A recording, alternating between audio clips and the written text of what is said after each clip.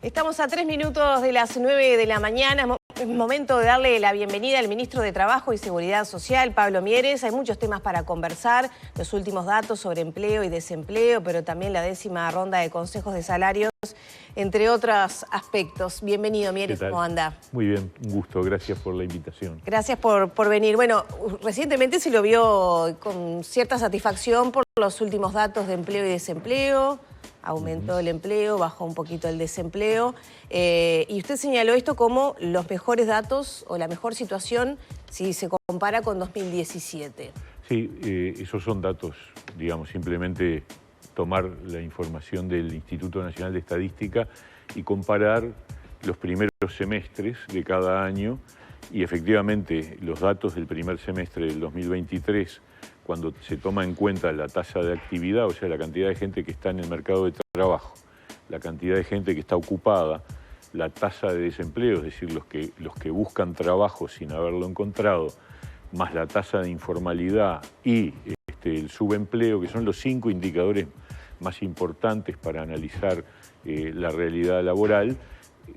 El dato es que uno compara con los primeros semestres de los años anteriores y hay que llegar al 2017 para encontrar una cifra o cifras en su conjunto similares. Eso es una buena señal porque nosotros veníamos de un pico que hubo en 2014, 2013, 2014, 2015, luego una caída constante hasta el 19, después una caída más pronunciada por la pandemia, que fue coyuntural porque enseguida rebotó, y desde entonces una recuperación hasta que en el 2023, ya el año pasado, se habían superado los niveles del año previo a la pandemia, que era el 2019.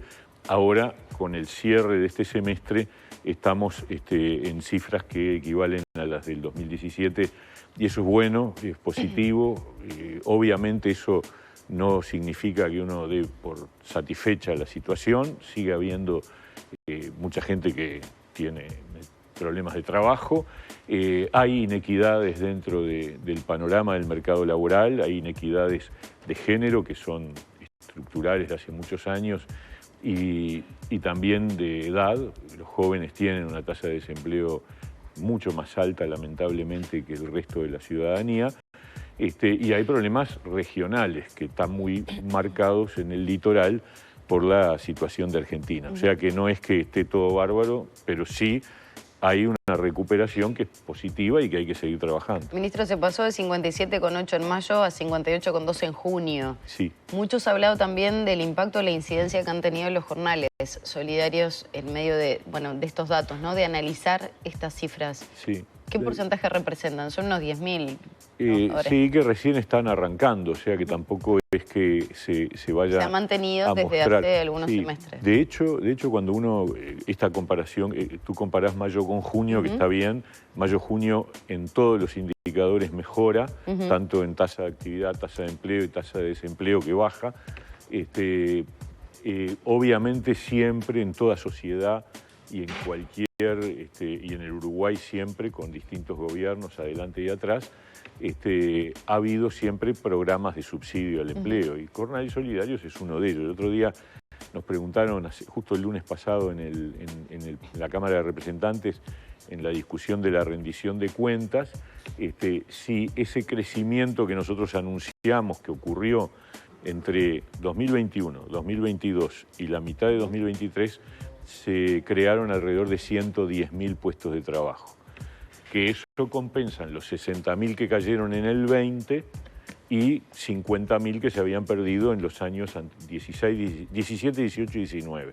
O sea que estábamos recuperando esa cantidad y nos preguntaron lo mismo. Y bueno, 110.000 contra 10.000 que pueden ser explicables en el 2021 y en el 2022, obviamente no explican. No, claro, acá hay una dinámica, por suerte, importante del empleo que tiene que ver con la actividad económica.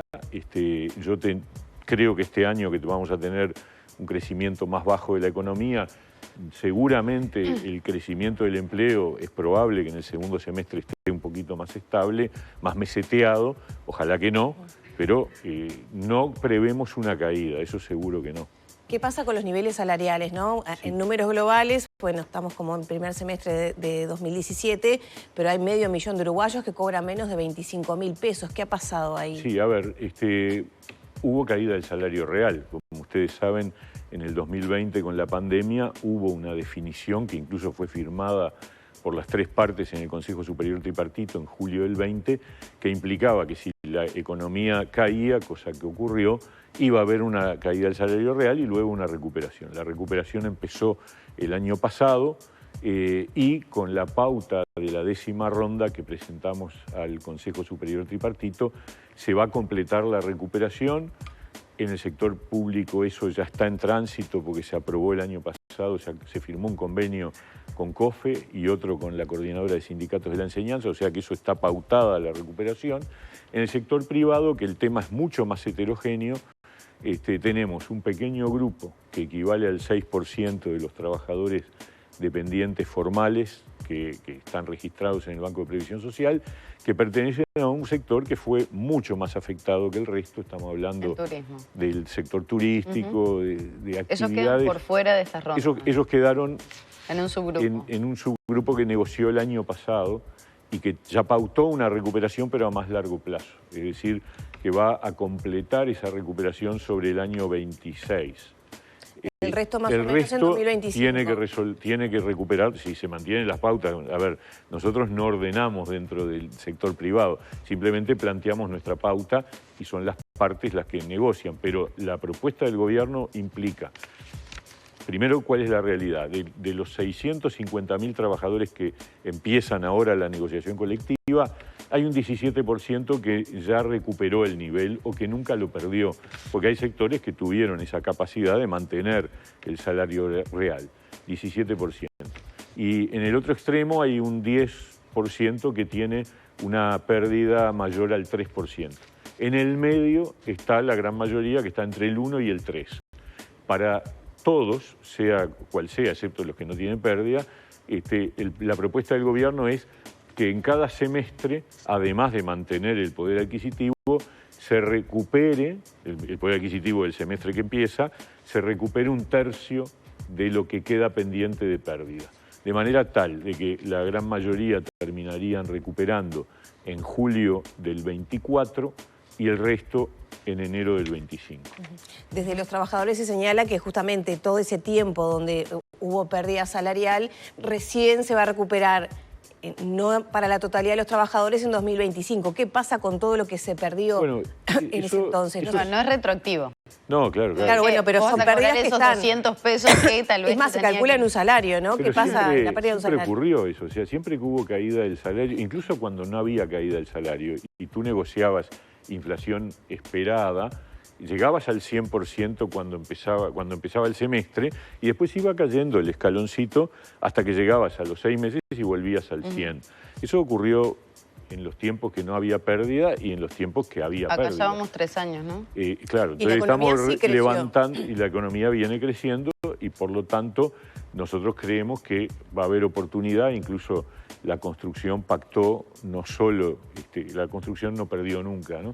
Pero justamente como no perdió nunca y es un sector que está mostrando además dinamismo a pesar de que terminamos la obra de UPM y independientemente se preveía que decían algunos que podía haber una caída, no ha habido una caída, hay una situación interesante, se pactó un convenio a 3 años que implica no solo mantener el salario real, sino el crecimiento del poder adquisitivo en el sector de la construcción. Puede haber otros sectores que tengan esa posibilidad y otros que van a mantener y otros que les está costando mucho más volver porque el impacto de la pandemia siempre hay que tener claro que pegó de los dos lados del mostrador.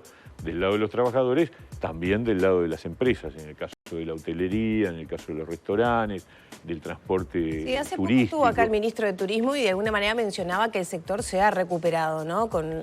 Ha recibido buen movimiento. Depende de cuáles, depende de quiénes. Ahora, por ejemplo, en vacaciones de julio se dijo con mucha claridad que había habido un impacto negativo porque la atracción que implica Argentina te lleva a que todo, incluso eso ya trasciende el litoral, porque ahí lo que estamos viendo es una comparación de atracción entre cualquier oferta turística interna en Uruguay con respecto a cruzar el charco y pasar unos días en el otro lado. Que lamentablemente, la verdad, es un tema que yo supongo que todos los televidentes lo saben y lo ven y lo viven, pero es imposible compensar esa diferencia de competitividad en los precios con Argentina, que incluso en los sectores más de frontera abarca no solo los productos, sino los servicios.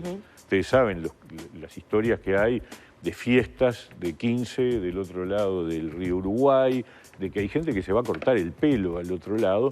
O sea, es muy difícil porque por más que haya desgravaciones... Sí, no, y aparte la inflación en Argentina también está impactando, los precios también vienen en aumento. Obviamente siempre hay una diferencia. Una gran en el diferencia. Uruguay. Obviamente que afecta en gran medida al litoral, pero también afecta a servicios de la capital, que mucha gente que viaja se hace esos servicios allá. Y hotelería, que de repente en vacaciones de julio muchos uruguayos irían de pronto a pasar unos días no solo al litoral, a la Sierra de Minas o a Maldonado o a Colonia, y dicen, no, nos vamos a Buenos Aires. Claro. Y es un problema que uno trata de evitarlo, pero se entiende también la atracción que hay de la diferencia. Y además, perdón, eso pasa con todos los países limítrofes. Yo el otro día leía una cosa insólita, que era un ministro en Paraguay que hablaba de construir un muro en la frontera entre Paraguay y Argentina. Bueno, pero en Chile, en toda la línea, también, a pesar de la cordillera y todo, sigue siendo un problema. O sea que es un problema muy, muy serio. Volviendo a la recuperación salarial, decíamos que el turismo es un grupo aparte, que todavía le falta recuperar. Que va a llegar un poco después. Exacto. ¿Cuáles son esos que están más postergados seguramente en recibir ese aumento y en su recuperación salarial? No, son esos. Turismo. Sí, turismo y algunas cosas que de repente pueden tener ¿No hay sectores que también se vieron golpeados luego de la pandemia? ¿Que les ha costado más que otros? Sí, pero se recuperaron más rápido, porque el turismo tiene una peculiaridad, que en realidad la primera temporada completa, sin afectación, fue la del verano pasado. Entonces fueron acumulando. Claro. ¿Se acuerdan que tuvimos una gran mala suerte? En diciembre del 20, cuando arrancaba la temporada, empezaron las restricciones. En enero del 21, a principios del 21, empezó una ola de contagios, y en el 22 también tuvimos dificultades. Entonces, recién en enero del 23 tuvimos una temporada completa. Y ministro, ¿qué pasa a nivel general de esta 10ª ronda de salarios? ¿Cómo están llegando las empresas? Normalmente se las categorizaba, ¿no? En dinámicas, intermedias y empresas que están enfrentando dificultades. ¿Aumentaron las que están enfrentando dificultades? ¿Cómo? En general, el panorama, yo creo que hay que distinguir. La zona del litoral es la que está teniendo más dificultades. También ahí hay que decir, ha habido un incremento del desempleo, pero también en el último tiempo ha habido un aumento de la cantidad de personas empleadas. Y eso es interesante y curioso, porque también hay más gente en el mercado de trabajo, que probablemente se explique porque los hogares en el litoral hayan tenido algún impacto en ingresos, y entonces ingresa más gente de cada hogar a buscar trabajo.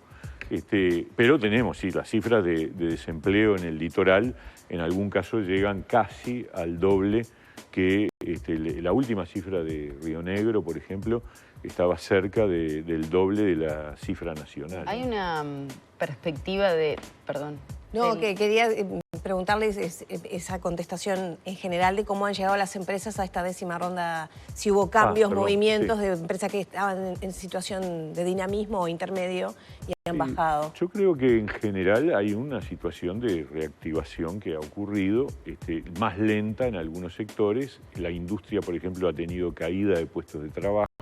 Esas cosas se sienten. Hoy justo vamos a tener una reunión con la Cámara de Industrias para analizar la situación.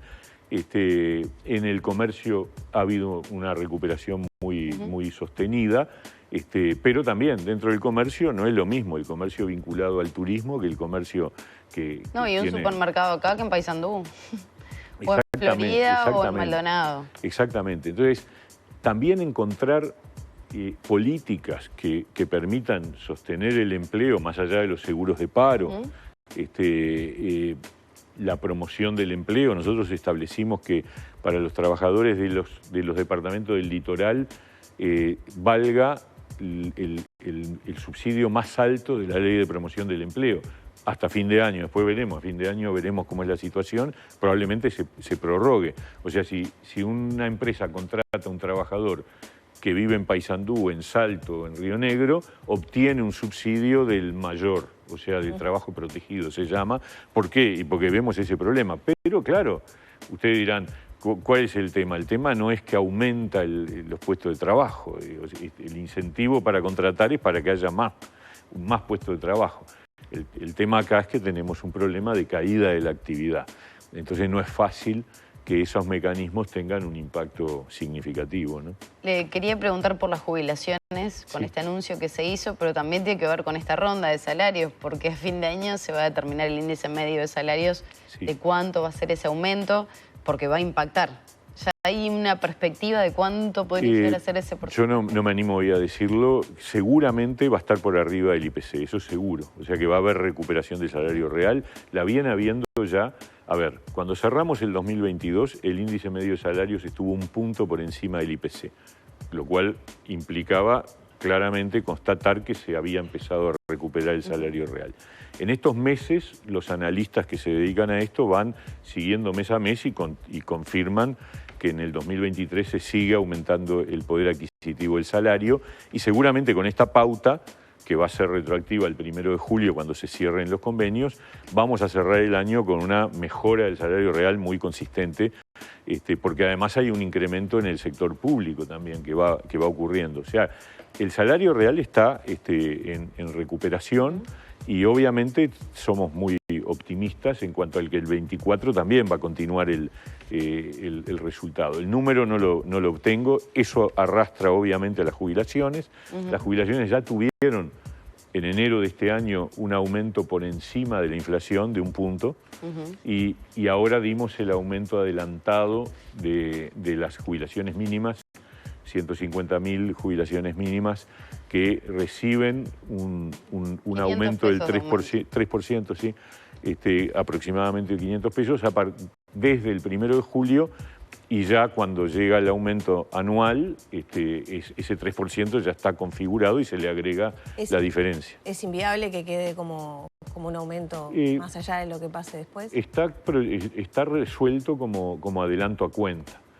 Veremos a fin de año, pero en principio lo que está establecido es que ese 3%, como se hizo el año pasado, el año pasado se hizo para todas las jubilaciones. ¿Se acuerdan que tuvimos un problema de incremento de la inflación a principios en el primer semestre por el tema de la invasión de Rusia a Ucrania, que llevó a que nosotros dijéramos, bueno, vamos a adelantar un 3% de las jubilaciones y un 2% de los salarios públicos? Y eso después se compensó con el aumento anual. Ahora, ministro, son 150.000 personas que tienen que vivir con 17.800 pesos, sobre todo población vulnerable, ¿no? Población que requiere de otra atención, otro tipo de servicios. ¿No hay una consideración especial para Bueno, justamente por eso... Pero el reclamo de los jubilados y pensionistas es, bueno, ¿no se puede mantener ese incremento? Es que el incremento obviamente se adelanta, pero se paga. Claro, pero después, después no se descuenta. Eso es un error que ONASCO dice de manera que yo creo que... Lo explicamos acá, si es un 9% del aumento, va a ser de un 6%. Un 6 porque ya tenés el 3 desde julio, que tendrías que haberlo tenido desde enero. O sea que hay un aumento real de dinero, de ingresos, que le ingresa al jubilado en su bolsillo desde enero en adelante, cuando en realidad debería haber ocurrido recién en enero. Y después se le agrega el resto del aumento, pero ya ese aumento es gozado desde antes, que es bajo. Y la verdad, bueno, por eso la reforma de la Seguridad Social plantea un régimen nuevo, que es el régimen que incorpora un complemento solidario que va a levantar las jubilaciones bajas. No necesariamente cambiarles la vida, vamos a decir la verdad, yo no voy a meter versos, no me gusta, nunca lo he hecho. También digo que es bueno decirlo porque también implica opción en el gasto. Cuando uno compara la tasa de pobreza de los mayores de 60 años con la tasa de pobreza de los menores de 12, la diferencia es 2% entre los mayores de 60 y 17% entre los menores de 12. Entonces el foco hay que ponerlo en las familias con hijos chicos, ¿no? Por eso estamos promoviendo desde el Partido Independiente el Fondo de Infancia, este proyecto de ley que Iván Posada ha presentado al Parlamento, porque yo creo que uno de los logros de la reforma jubilatoria es que logramos controlar un proceso que iba a llevar cada vez más recursos al Estado concentrados en pagar jubilaciones y pensiones. Bueno, eso se va por lo menos aplanando la curva, y eso, para el modo de ver del Partido Independiente, implica concentrar en las familias de niños, que es donde está el problema. Tener niveles salariales de no pobreza también mejora la situación de niños, ¿no? Exacto. Le quería preguntar, ya medio a modo de cierre, en esta 10ª ronda de consejos de salarios, que tienen la particularidad que los convenios colectivos vuelven a cero, ¿no? Hay que renegociarlos. En esta promesa de recuperación del salario a niveles de 2020, pero recién en 2025, 500.000 personas que ganan por debajo de 25.000 pesos. Los trabajadores, algún sector, ¿va a ver mejorada su situación comparado con el inicio de este periodo de gobierno? Yo creo que va a haber sectores que van a estar por arriba, como el caso de la construcción. La construcción seguro termina arriba del periodo anterior, porque ha tenido siempre mantención del salario real, y el convenio que firmaron ahora es un convenio que les da recuperación real. ¿Más allá de la construcción? Bueno, seguramente alguno más va a haber, eso dependerá de la negociación colectiva, pero lo que es seguro es que, a pesar de que tuvimos 2 años de pandemia que no estaban en la cuenta de nadie, de ningún partido en el 2019, por supuesto, ni en el mundo entero, y a pesar de todos los efectos inflacionarios, yo el otro día decía en el Parlamento, ¿ustedes saben cuánto salario real está perdiendo las economías de la OCDE, o sea, las más desarrolladas? En el primer trimestre del 23 tiene una caída del salario real de 3 puntos. De 3 puntos. Y estamos hablando de España, de Alemania, de Francia, de Estados Unidos, de Canadá.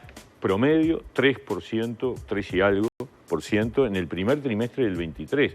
Y en el año 2022 la caída del salario real, yo me acuerdo a fin del año pasado, yo tuve que ir a Madrid a un evento de la OIT, y la caída del salario real en los trabajadores españoles es 5%. 5%. En Uruguay, en el momento más alto de pérdida, tuvimos el 4,2%, y estamos llegando al final del periodo. O sea, todo hay que mirarlo también en el contexto. Perfecto. O sea, el contexto del mundo es un contexto, en estos 5 años que nos ha tocado, muy complicado para mantener empleo y salario. Y sin embargo, el empleo está mejor que antes de la pandemia, y el salario va a estar igual al menos que antes de la pandemia. Preguntar brevemente, porque quedó pendiente del tema jubilaciones. Otra de las denuncias que hace UNASPO es que fue improvisado este aumento y que por eso se terminó gastando $200.000 en un recibo aparte a las jubilaciones del mes de julio. A ver, no es la primera vez que se hace un pago posterior, porque la decisión final es no se podría rever y no perder $200.000. Pero yo no sé, primero no sé dónde sale esa cifra. 1,5, el planteo que hacen ellos en base a la información que se aporta desde el directorio es que cada recibo cuesta $1,5. Hay muchas veces que se hacen reliquidaciones. A mí me parece que es como siempre. Tardío e insuficiente, siempre. Pero ellos lo celebran. Yo te voy a decir una cosa, Magui. No habrá forma. Cada vez que hacemos algo, aunque sea bueno, sean aumentos, sean mejoras, sea anuncios positivos, siempre el máximo de calificación que vamos a tener de la vereda enfrente, porque está claro que UNASPO está en la vereda enfrente, no tengo ninguna duda al respecto, es tardío e insuficiente. Y bueno, cada cual sabrá, la ciudadanía es la que al final define, pero estar midiendo si si el BPS tuvo que hacer un recibo aparte para pagarles el aumento, la verdad, la otra opción era pagarlo un mes más tarde. Bueno, a ver, las resoluciones llegan cuando llegan, pero lo importante es que el aumento existe. Entonces, UNASPO, en vez de decir, qué bien, bueno, se hizo el aumento, a pesar de que nosotros creemos que debería no ser